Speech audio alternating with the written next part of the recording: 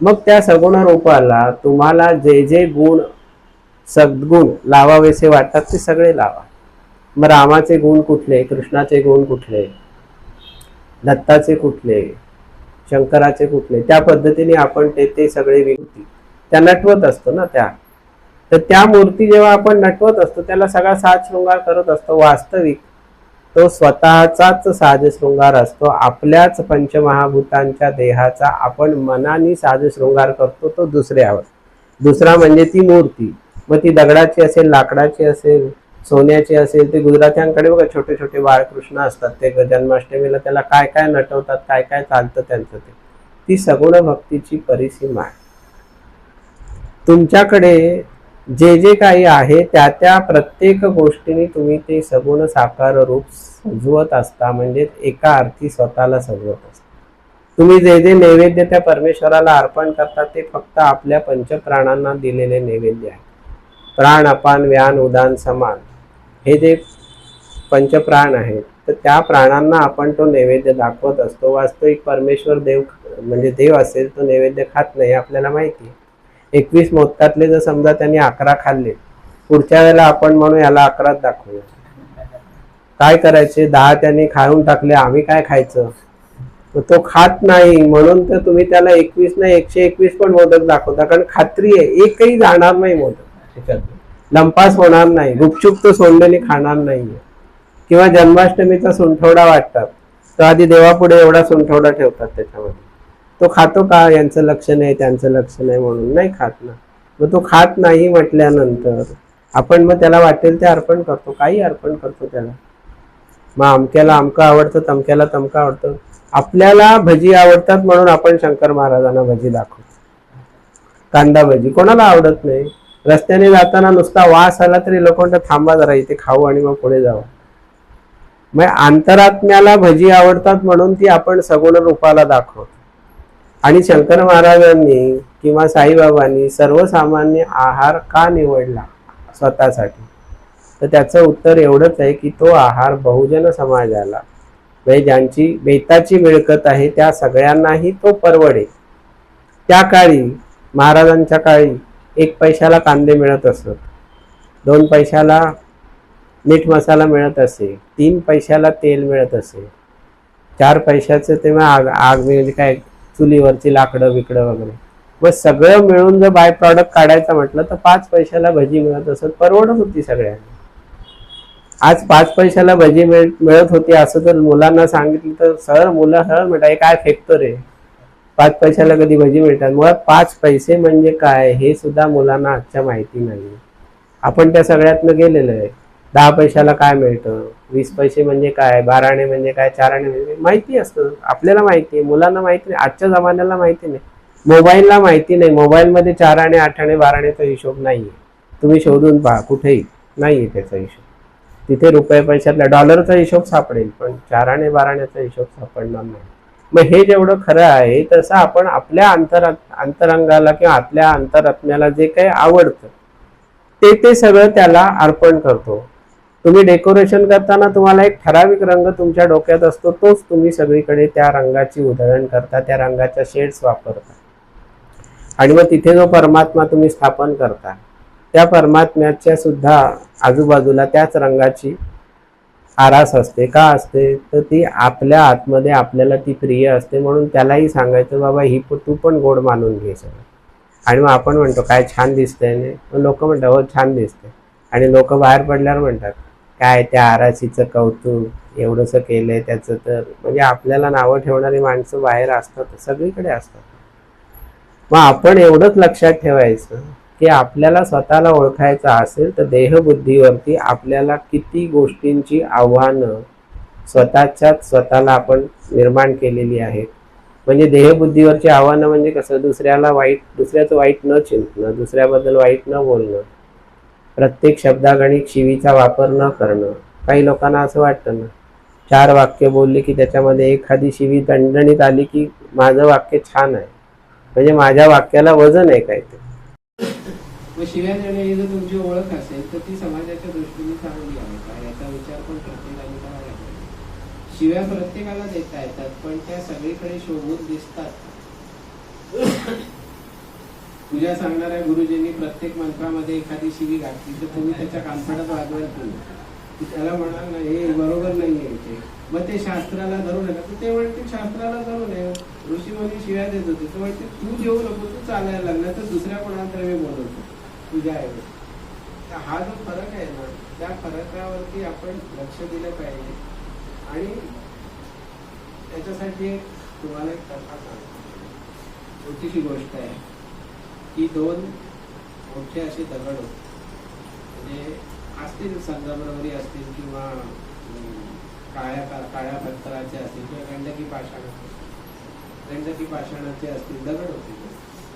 आणि एका गावामध्ये त्या गावकऱ्यांनी फार सुंदर देऊळ बांधलं, पण ते म्हणाले की याच्यात मूर्ती कोणती स्थापन करायची आणि कुठली स्थापन करायची. पण अमुक अमुक गावात एक शिल्पकार आहे, शिल्पकाराला बोलवा आणि तो त्याला पाहिजे तशी, तुम्हाला पाहिजे तशी मूर्ती तो घडवून देईल, कारण त्याची कला असामान्य आहे. तर ते शिल्पकार येतो, शिल्पकार म्हणतो की त्याच्यासाठी दगड लागेल, मला मूर्ती घडवायची. कुठलं तरी एका गावकऱ्याच्या मनात आले हे काय दोन दगड पडलेच नाही, त्यातलं बघा काय ती मूर्ती घडवा. तो बघतो तर खरोखर त्याला असं लक्षात येतं की मूर्ती घडवण्यासाठी ज्या क्वालिटीज लागतात दगडामध्ये त्या क्वालिटीचे हे दगड आहे. म्हणजे कुठूनही ते विकत आणावे लागले नाही, ते आपोआप इथे आहेतच या गावामध्ये.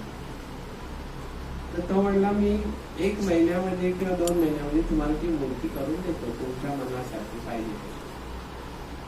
आणि मग ते कॉन्ट्रॅक्ट घेतल्यानंतर तो एक दगड निवडतो, साफसूफ करतो, त्याच्यावरती चिन्नी हातोड्याचे घाव घालतो. त्यावेळेला तो दगड म्हणतो त्याला, दगड त्याच्याशी बोलतो की अरे बाबा तू एवढे चिन्नी हातोड्याने माझ्यावर घाव घालतोयस, मला ते सहन होत नाही, तू कृपा करून माझ्यामधनं मूर्ती घडवू नकोस, मला त्याचा खूप त्रास होतो.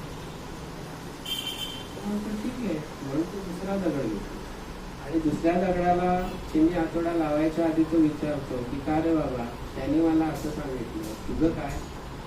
तो म्हणला तुला जेवढे माझ्यावरती घाव घालायचे, जेवढे चिन्नीने माझ्यावरती प्रहार करायचे तेवढे कर, माझी तयारी. तो म्हणतो बघा पण नाही तर त्याच्यासारखा रडशी बोलू नाही म्हणतो तू कर. आणि त्या चिन्नी आठवड्याच्या घावाने ते शेवटी तो इतकी अप्रतिम मूर्ती त्या दगडावरनं घडवतो आणि मग गावकऱ्यांना सांगतो मूर्ती झाली. ती मूर्ती गावकरी बघतात आणि म्हणतात वा याच्यापेक्षा आणखीन अप्रतिम काय असू शकतं. त्या मूर्तीची त्या गाभाऱ्यामध्ये नवीन बांधलेल्या देवळामध्ये विधिवत स्थापना होते, त्याची पूजा अर्चा सुरू होते. आणि ते सगळं ते जेव्हा सोहळा साजरा होतो की तेव्हा कोणातरी वाटतं अरे देवापुढे नारळ फोडायला पाहिजे. नारळ फोडायचं पण त्याचं हे सगळं नवीन देऊळ इथे फरशा दिवसात. त्यांचं लक्ष त्या बाहेर पडलेला जो दगड असतो त्याच्यावर जातो आणि मग त्या दगडाला आणून त्या मूर्तीच्या पुढे कुठेतरी ठेवतात आणि येईल जाईल तो त्याच्यावर नारळ फोडायला लागतात. तर तेव्हा नारळ आणि वर्षानुवर्ष असं व्हायला लागल्यानंतर साधारण वर्षभराने तो ज्या दगडावर नारळ फोडत असतो तो म्हणतो की मी जर त्यावेळेला त्या चिन्नी हातोड्याचे घाव केले असते आज मी तिथे असतो. आज माझ्या बोडक्यावर सगळे नारळ फुटतायत, मला जो त्रास होतोय सारखा, कारण नारळ काय एका गावात फुटत नाही, ते 4 वेळा आपटून माझ्यावर प्रहार होते, पण आता हे मला जन्मभर सोसायचे प्रहार. आपण एवढंच लक्षात घेतलं पाहिजे की आपल्या अंतरात्म्याला ओळखताना आपल्या अंतरात्म्यातला दगड कसा आहे हा प्रत्येकाने विचार केला पाहिजे. जो दगड मूर्ती बनण्याच्या लायकीचा असेल त्याच्यासाठी कठोर परिश्रमाला पर्याय नाही. परिश्रम म्हणजे घोरबैठका काढायच्या नाही, ध्यानामध्ये तासनतास रमून द्यायच्या. ध्यानात तासनतास रमल्यानंतर ध्यानात परिश्रम आहे. म्हणजे नेहमी प्रत्येक जण म्हणतो की बहुत तपना पडेगा म्हणजे उन्हात बसायचं नाही, त्या तपामध्ये तापायचे आपल्याला. ते तापणं म्हणजे काय तर तासनतास शांत निश्चल अवस्थेत ध्यान लावून बसायचे. मग त्या ध्यानामध्ये काय जादू घडते, त्या आतमध्ये काय गंमत घडते, ती गंमत फक्त डोळ्यांनी बघायची, मिटल्या डोळ्यांनी. म्हणजे मग स्वतःची ओळख आपल्याला होईल. आणि एकदा का ध्यानावस्थेची सवय झाली की आपले शरीरांतर्गत जे विकार आहे विकार आपण म्हणतो ते आपल्याला दुसऱ्याचा राग किती येतो, आपल्याला मत्सर किती वाटतो, आपली कोणाबरोबर स्पर्धा करू पाहतो आपण, या कोण आपल्याला आवडत नाही की कोण समोर आला की लोक म्हणतात बघा अरे चेहरा दिसला सकाळी, आता दिवस घाणेरडा झाला. वास्तविक त्याला पण तुझा चेहरा दिसलेला असतो ना, मग त्याचा दिवस नाही का घाणेरडा झाला.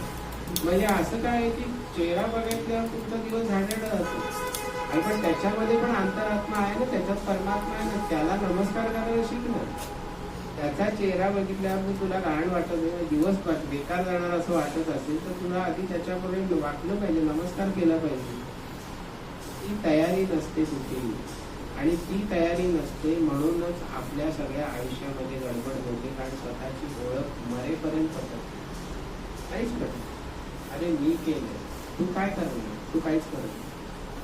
हे जे सगळं जे चालू आहे की तुम्ही इकडून तिकडे जाताय, हे वाचताय ते वाचताय, तुम्ही या समारंभात जाताय किंवा तुम्ही स्वतःच्या घरामध्ये जसं वावरताय, रोजचा दिनक्रम करताय, हे सगळं सुनियोजित आहे. सुनियोजित म्हणजे त्याचा रचयिता कोणतरी वेगळा आहे, तो तुमच्याकडनं हे सगळं करून घेतोय, म्हणून तुम्हाला हे सगळं सुनियोजित सुचतंय. पण जेव्हा आपल्या देहाला जेव्हा त्रास होतो, विकार उत्पन्न होतात, कर्मभोग उत्पन्न होतात, तेव्हा आपण म्हणतो मला तसं कसं झालं. कारण त्यावेळेला परमात्मा तटस्थ असतो, पण परमात्म्याकडे दोन मोठे गुण आहेत. जसे षड्विकार नाही आहेत तसे दोन मोठे गुण आहेत. परमात्मा हा अकर्ता आहे आणि अभोगता. तो कधीही करते पण घेत नाही, आणि तो कुठलेही भोग भोगत नाही. भोग भोगणारं आपलं शरीर आहे. परमात्म्याकडे भोग भोगायची कुठलीही इच्छा नसते, म्हणून तर त्याला परमात्मा म्हणतो. पण आपला सगुण साकार जो देह आहे तो सुद्धा परमात्म्याचं स्वरूप असल्या कारणाने, आपण त्याचेच अंश असल्या कारणाने आपलं कनेक्शन जर जितक्या लवकर परमात्म्याशी लागेल तितकं कुठल्याही इतर प्राण्याचं लागणार नाही. म्हणजे तुम्ही म्हणाल याचं उदाहरण काय देता येईल, त्याचं सुंदर उदाहरण आहे की एक खरे गुरु होते. त्या खऱ्या गुरुंकडे एक कॉलेज गोईंग तरुण मुलगी गेली. ती कशासाठी गेली होती, तर तिच्या डोक्यात गुरु या शब्दाबद्दल प्रचंड चीड होती. ती म्हणते सगळे गुरु खोटे असतात. तिला कुठलाही अनुभव आलेला नव्हता तोपर्यंत, पण ती म्हणाली जाते मी त्याची परीक्षा घेते त्याची. ते खरे गुरु होते. तर ती तिच्या 4 मित्रांना बरोबर घेऊन गेली. त्या मित्रांचा उद्देश काय होता, तिथे राडा घालायचा. त्या सत्संगामध्ये जे काही माणसं जमले त्या गुरुला पळवून लावायचा असं. गुरु खरा गुरु होता, त्यामुळे त्याला ते सगळं जाणवलं की काहीतरी गडबड आहे. आणि मग ती तिथे आली. महाराज मला एक प्रश्न विचारायचा. विचारा, काय प्रश्न आहे. ते म्हणाले तुम्ही म्हणता ना सर्वांभूती परमात्मा आहे, काय म्हणजे म्हणे तुमच्यातला परमात्मा माझ्यातला परमात्मा एकच आहे, हो एकच आहे. मग म्हणे तुम्ही असं पण म्हणता ना की या जगतामध्ये जेवढे सजीव निर्जीव सगळे आहेत त्या सगळ्यांमध्ये परमात्मा आहे. या झाडात आहे. म्हणे हिरण्यकश्यपूने खांबावर लाथ मारली तेव्हा प्रल्हादाला विचारलं होतं या खांबात तुझा परमात्मा आहे का, आणि तो खरंच प्रगटला. पण आजकाल असं काही दिसत नाही. ती वाद घालते त्यांची. ते म्हणाले तुला नेमकं विचारायचंय काय.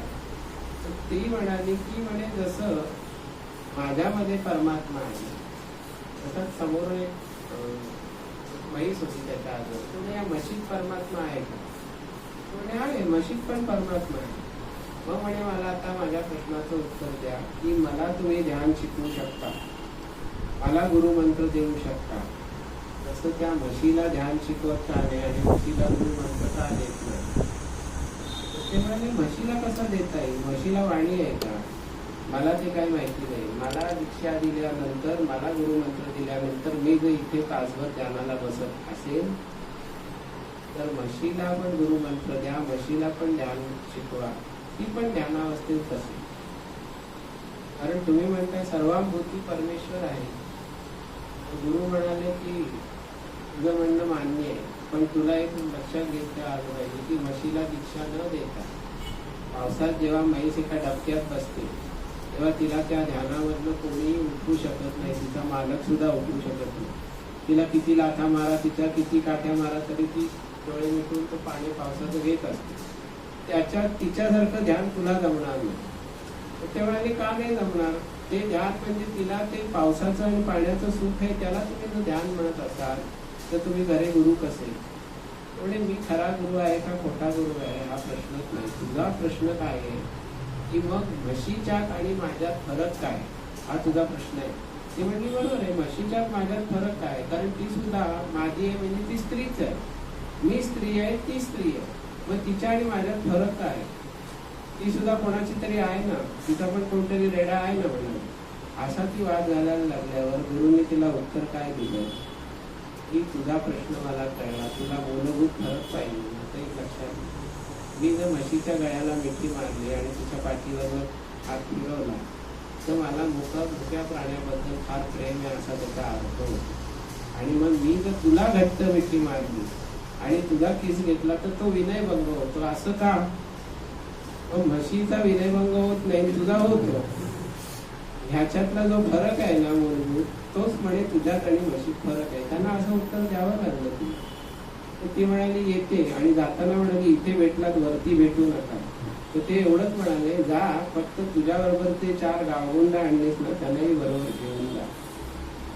ती अशी बघायला नाही, तुम्हाला कसं कळलं, म्हणजे तुझ्यातली म्हैस जर मला ओळखता येते तर तू आणलेले गावगुंड मला कसे कळणार नाही. गेली ती. म्हणजे माझं म्हणण्याचा हेतू आहे की कुठलाही गुरु असो काही असो, तुम्ही त्याची परीक्षा कोणत्या पद्धतीने घेणार आणि का घेणार याला काही अर्थ आहे की, आणि तुम्ही परीक्षा घेण्याचा तुम्हाला अधिकार काय. म्हणजे आपण असं म्हणत असतो की ध्यान हे फक्त मनुष्यच करू शकतो, इतर प्राणी ते करू शकत नाहीत. त्याचं कारण त्यांच्यामध्ये त्या जाणीवा विकसित झालेल्या नसतात, त्यामुळे त्यांना स्वतःची ओळख अजिबात नसते. म्हणजे जंगली अवस्था जी आहे ती आज तुम्ही किती घरामध्ये किती लाखाचा कुत्रा पाळा, त्याची अवस्था जंगलीच आहे. आणि आपली ही अवस्था जंगली आहे, फक्त आपण ते त्या घनदाट जंगलातनं कॉन्क्रीटच्या जंगलामध्ये राहायला हवं, ही परिस्थिती आहे. पण आपल्या सगळ्या भावना या जंगली आहेत. आपल्याला संग्रह करायला आवडतो, आपल्यामध्ये टोळी युद्ध असतो, गँगवॉर असतं की आपल्यामध्ये हेवे द्यावे असतात, आपल्यामध्ये अन्न लपवायची किमया असते. म्हणजे बाबा आपल्याकडे आहे ते साठवून ठेवा, कारण काय त्याला घ्यायचं नाही. माकडांच्या टोळ्यांची तुम्ही अभ्यास करू नका, किंवा नॅशनल जिओग्राफिक वरती ते हे बघा फिरून त्यांचे जे व्यवहार चालतात सगळे, त्याच्याशी आपल्या आयुष्याचे व्यवहार लावून बघा, आपल्याला नक्की कळतं आपण जंगली किती आहोत. आपण जंगलामध्ये राहत होतो त्यावेळेला आपल्या ज्या प्रायोरिटीज होत्या की शिकार करून अन्न खायचं, कष्ट केल्याशिवाय अन्न खाता येणार नाही. आणि त्यावेळेला मनुष्याकडे जी सहज प्रवृत्ती होती, त्याच्यामध्ये त्याच्या डोक्यात कधीतरी असं आलं तो शेती करायला लागल्यानंतर की काही गोष्टींचं आपल्याला दुसऱ्याला दान करता येतं. कुठलं दान करता येतं? जमीन दानात देता येत होती, काही गुरं दानात देता येत होती, कारण पशुधन आहे. आणि स्त्री ही दानात देता येत होती, पण त्या स्त्रीचं जे दान केलं जायचं दुसऱ्याला, त्याचा आता जंगली आविष्कार विकसित झालेला म्हणजे कुठला, तर लग्नात तुम्ही कन्यादान करता. कन्यादान हे त्या जंगली अवस्थेतलं आलेलं चालत आलेलं दान आहे की बाई ही दान करायचीच वस्तू आहे, बाईला कुठले काय आहे महत्व. आणि आजही ती परिस्थिती बदललेली नाही की बाईला हिंसच समजलं जात होता. आणि याला बऱ्याचशा 100% स्वतः बायकाच कारणीभूत असतात. त्यात स्वतःला सबऑर्डिनेट समजायला लागतात किंवा एकदम एक्स्ट्रा ऑर्डिनरी समजायला लागतात. मग ताळमेळ कुठे होत नाही आणि पुरुषी सत्ता तुम्हाला कधीही डोकं वर काढून देत नाही. ही शोकांतिका आजही आहे. 1000 वर्षानंतर कदाचित ही कल्पना बदलेल. कदाचित या पुरुषप्रधान संस्कृतीतनं या सगळ्याचा ऱ्हास होईल आणि समसमान वागणूक प्रत्येकाला दिली नाही. पण त्याला यायला अजून खूप उशीर आहे. आज जिचं कन्यादान होतं लग्नामध्ये, तिलाच त्या विधीमध्ये प्रचंड इंटरेस्ट असतो. तिला असं कधी वाटत नाही का, प्रश्न विचारायचं वाटत नाही का की मुलाच्या वडिलांना प्रश्न विचारा तुम्ही, का हो तुम्ही तुमच्या मुलाचं दान करणार का मला, पुत्रदान करणार का, आम्ही कन्यादान करतो. मग पुत्रदानाचा विधी का नाही आपल्या संस्कारामध्ये. जंगली ज्या इनर इन्स्टिंक्ट आहे त्याच्यामध्ये ही सगळी मुलं दडलेली आहेत की तेव्हा दान करायची वृत्ती म्हणजे स्त्रीला दान करायची, जमीन दान करायची. आज कोणी जमीन दान करतं का कोणाला? आज तुझी जमीन माझ्या पदावर कशी पडेल एवढंच बघत असतो. 7 बारे कशी बिघडवायची, तुम्ही पेन्सिलची रेट कशी ओढायची, त्याला कसं हाताशी करायचं, याच्यामध्ये अर्धी आयुष्य जातात. आणि मिळालेली जमीन तर तिचा लाभ करून घ्यायचा असेल तर तोपर्यंत मरण जवळ आलेला असतो दाराने, किंवा मेल्यानंतर सुद्धा जमिनीचे वाद चालू असतात. ते कशासाठी? तर हे जे जंगली आपल्यामधले आविष्कार आहेत त्या जंगली आविष्कारांना आपण कधीतरी आपल्या हाताने संपवणार आहोत की नाही, ते एकाच दिवशी संपतील की ज्या दिवशी तुम्हाला स्वतःच्या अंतरात